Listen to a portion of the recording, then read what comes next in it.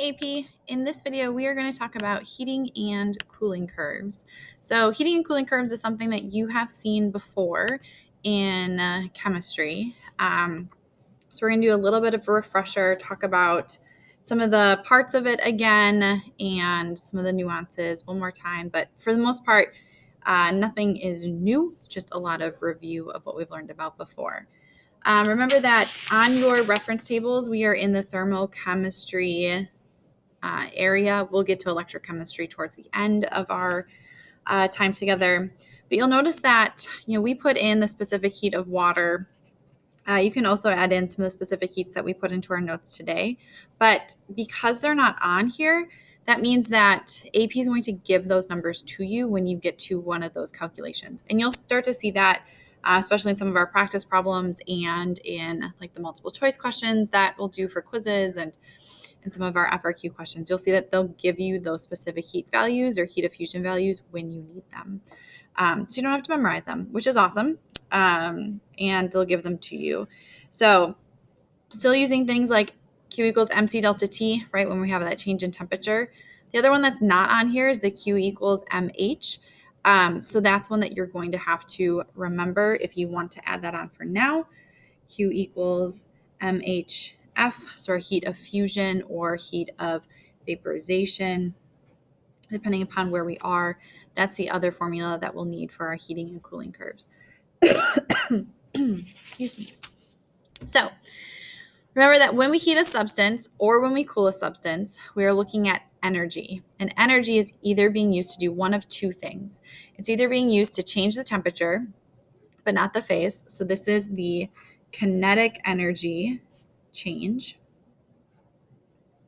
of my molecules, or my energy is being used to change the phase, but not the temperature. And the phase is our potential energy change. Okay, so not temperature means that temperature is constant.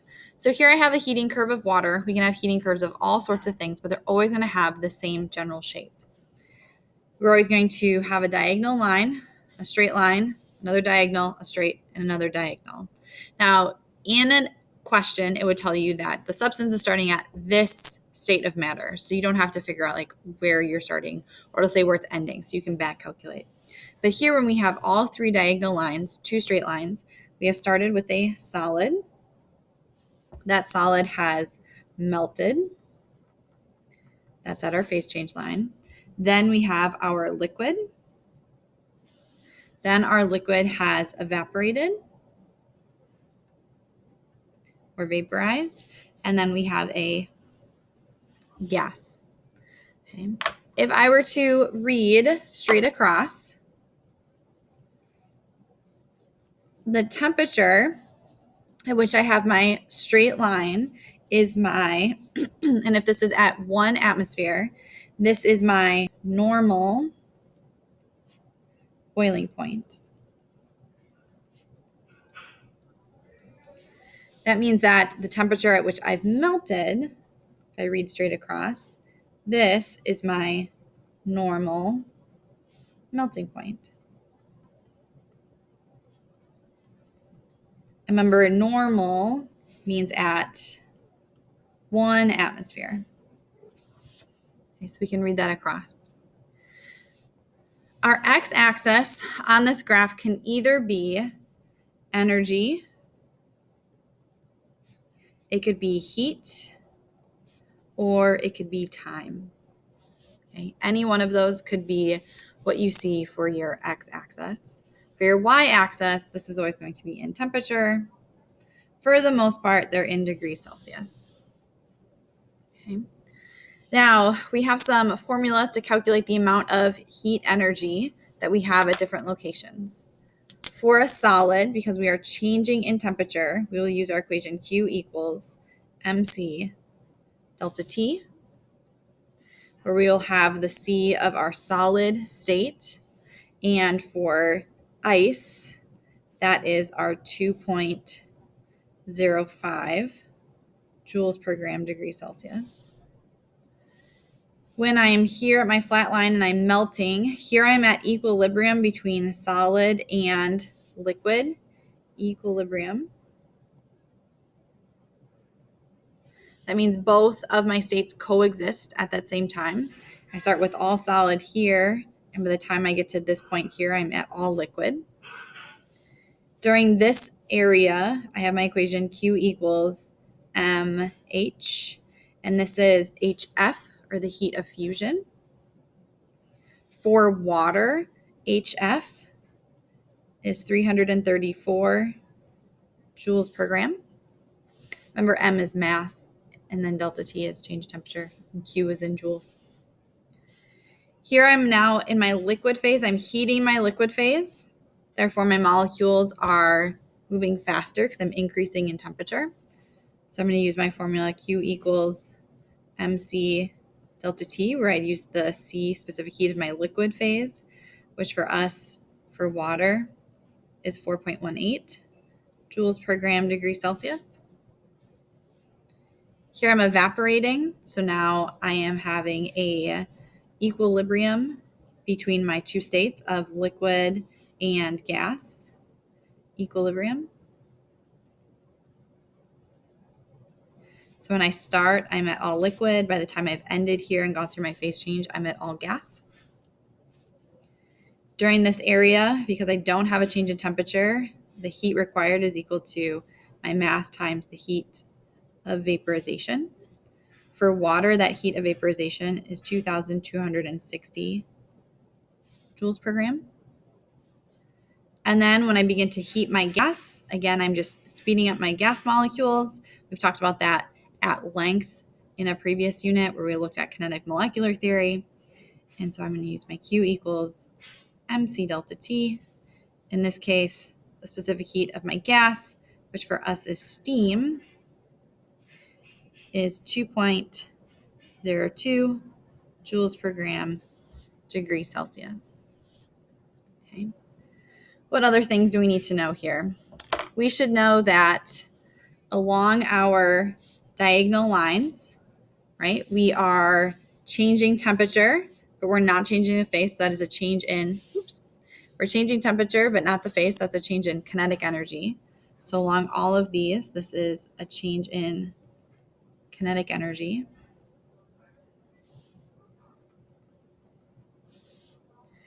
And we said when we're changing the phase, but not the temperature, that's a change in potential energy. So here where we're melting, change in PE for potential energy.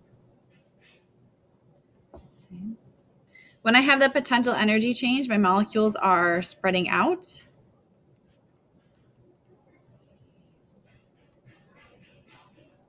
Or getting closer.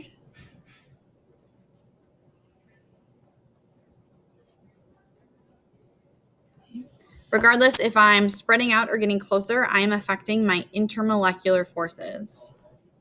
So those are changes in or breaking or forming, I should say breaking or forming.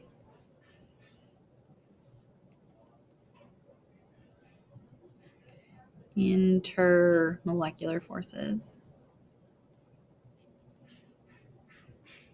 So remember, those are things like your London dispersion forces, your dipole-dipole, or your hydrogen bonding. Okay. So those are being affected during phase changes.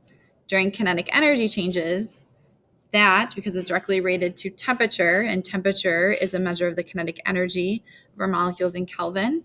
So during kinetic energy change, our molecules are speeding up.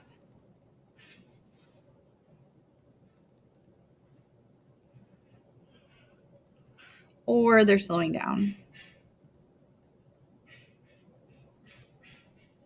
Okay. Important to note, we can't have both happening at the same time. It has to be one or the other. So we're either speeding up our molecules because we're going through a temperature change, or we're breaking or forming intermolecular forces and we're going through a phase change. But we can't have both happening at the same time. Energy can only go into one area or another. So just like before, we can figure out total heat required to go through a phase change, to go through from liquid to gas, which would include a phase change. So we're going to practice one of those here. So determine the quantity of heat. Quantity of heat is joules required to change 250 milliliters of water, 25 degrees Celsius to steam at 105. So I always go back to my heating curve and I say, well, if I'm starting at 25 degrees Celsius, that's somewhere in here. So I'll say about here. And I'm going to 105. 105 is up here. So when I come across, that means I'm going from this portion of my graph to coming across this portion. So I have this chunk of my graph that I'm looking at. My diagonal line, my evaporation, and my second diagonal line. So I just like to sketch that out. It doesn't have to be to scale. The only thing that I would add is I would add in my 100 because that is my boiling point. So I start at 25. I'm ending at 105. This is by no means to scale. And I'm saying that for my graph, I came up, I hit 100, I had my straight line, and then I came up again. So I came up from 25, straight line, up again. So I have 3 parts, 1, 2, and 3. In my first part, I am just at a liquid. Second one, I am going through vaporization. And the third one, I'm a gas. So I pull my equations off my chart. First one, Q equals MC delta T. Then Q equals MH. And then MC delta T again. So Q MC delta T for section 2. Q equals MH VAP. And then gas, Q equals MC delta T. Here, when I'm at a liquid, my specific heat is 4.18. So C 4.18. When I'm at steam, my specific heat is 2.02. So C 2.02. And when I am here, heat of vaporization for water, 2260. So HF, 2260. So I'm going to look at my steps. So Q1 is MC delta T. So I'm told I have a volume of water of 25 or 250 milliliters. Remember, the density of water is 1 gram per milliliter. So every milliliter weighs a gram. So that means if I have 250 mils of water, I have 250 grams of water. Specific heat, 4.18 joules per gram degree Celsius. And my change in temperature for this section is from 100 to 25. So final 100 minus initial 25.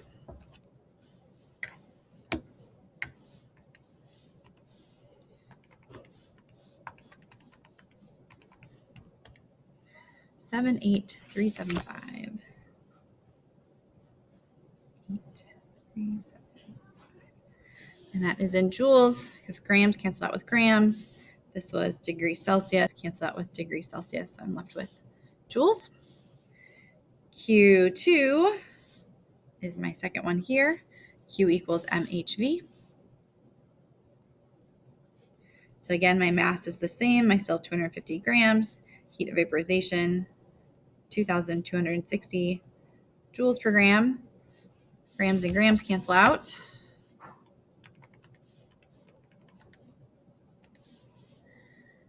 Five, 6, 5, 0, 0, 0.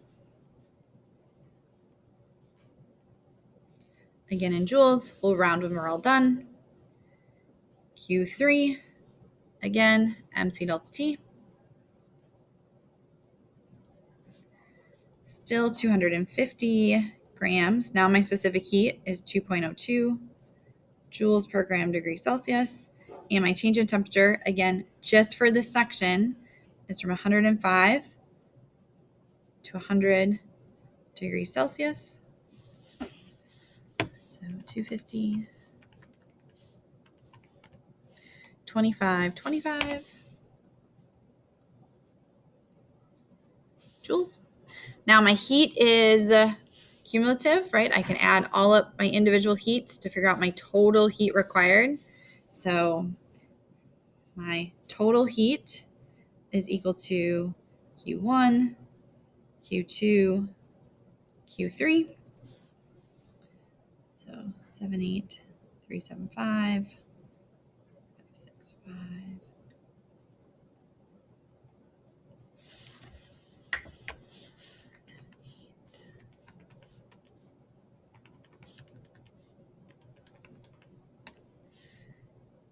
645 900. So this is in joules. And then at this time, this is when I go back and look at my significant figures to see what I need to round to. I have 2 sig figs here, 2 here, 3 here. So I'm going to round to 2. So 1, 2. Remember, after that makes me round up. So 6, 5, and the rest become zeros. Joules, that's a whole lot of joules. So I'm going to convert that into kilojoules. There's 1,000 joules in a kilojoule. So divide that by 1,000. 1, 2, 3. So 650 kilojoules is required to convert my 250 milliliters of water.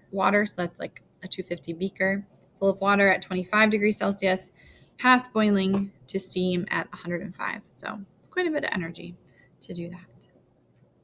All right. So that is your refresher on heating and cooling curves. We'll spend more time with looking at the intricacies of them in class tomorrow, but that's a good refresher for you to help you out.